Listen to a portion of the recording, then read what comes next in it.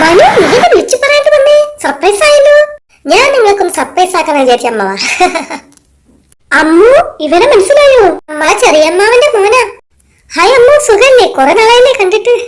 എന്തായാലും നീ ഇന്ന് വന്ന് നന്നായി. ഞങ്ങൾ ചെറിയ സദ്യ ഒരുക്കിയിട്ടുണ്ട്. വേഗം വായും, ഫ്രഷ് ആയിട്ട് വായും. ആ, ചെറുപ്പത്തിൽ കഴിച്ചതാ അമ്മായിയുടെ ഫുഡ്. ഇടയ്ക്കിടയ്ക്കൊക്കെ കൂടെ വന്നുവിടറാ, അപ്പൊ കഴിക്കാലോ. എന്താ സംഭവം നോക്കുന്നുണ്ടല്ലോ?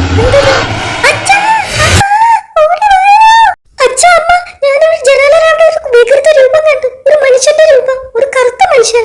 എവിടെ? ഇവിടെ കാണുന്നില്ല. അച്ഛാ, ഞാൻ കണ്ടത് ഉറപ്പാണ്. ഇവിടെ എന്നാ ഞാനൊന്ന് പുറത്തു പോയി നോക്കട്ടെ. ഇവിടെ ഒന്നും കാണുന്നില്ലല്ലോ. എന്താ പ്രശ്നമുണ്ടല്ലോ? എന്താണത്? ആരത്? ആരാ? ആരാണത്? എന്ത്? അയ്യോ, നമുക്ക് വേഗം രക്ഷപ്പെടണം. എന്തോ രൂപമാണ്.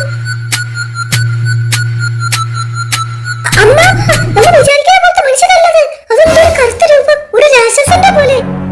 അമ്മ പുറത്തേക്ക് ഇറങ്ങണ്ട, വളരെ ഡേഞ്ചറാണ്. ഇവിടെ നശിപ്പിക്കാൻ വന്നതാന്ന് തോന്നുന്നു. അയ്യോ മോനെ, ഇനി എന്താ ചെയ്യാ? എന്തായാലും നാളെ രാവിലാവട്ടെ, നമുക്ക് ഇവിടെയുള്ള എല്ലാവരോടും പറയണം.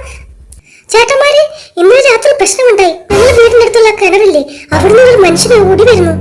എന്താണെന്ന് അറിയില്ല. ഒരു 10 അടി ഹൈറ്റ് ഉണ്ടാവും, ഒരു കറുത്ത മനുഷ്യൻ.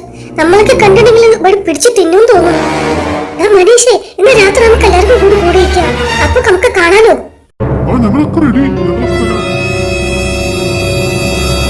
എന്തോ സൗണ്ട് കേൾക്കുന്നുണ്ട്. അതന്നെ ആ മനുഷ്യന്റെ സൗണ്ട്. ഇവിടേക്ക് കുളിമര കണ്ടില്ലേ? പേടിയാവുന്നു.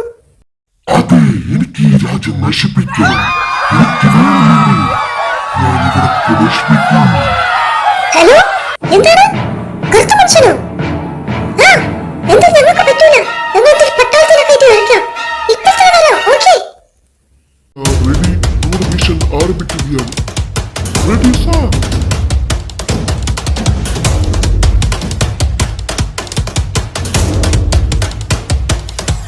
നാട്ടുകാരെ, ഞങ്ങൾ വന്നു. ഇനി നിങ്ങൾ ഒരിക്കലും പേടിക്കരുത്. ഞങ്ങൾ നോക്കിക്കോളാം. ആ മനുഷ്യരെന്തെങ്കിലും ഞങ്ങൾ കണ്ടെത്തിയിരിക്കുമെന്ന് ഉറപ്പ്. എന്തോ സൗണ്ട് കേൾക്കുന്നുണ്ട്. പതുക്കെ പതുക്കെ നോക്കോ. വരുന്നുണ്ട്. അത് തന്നെ, അത് തന്നെയാണ്.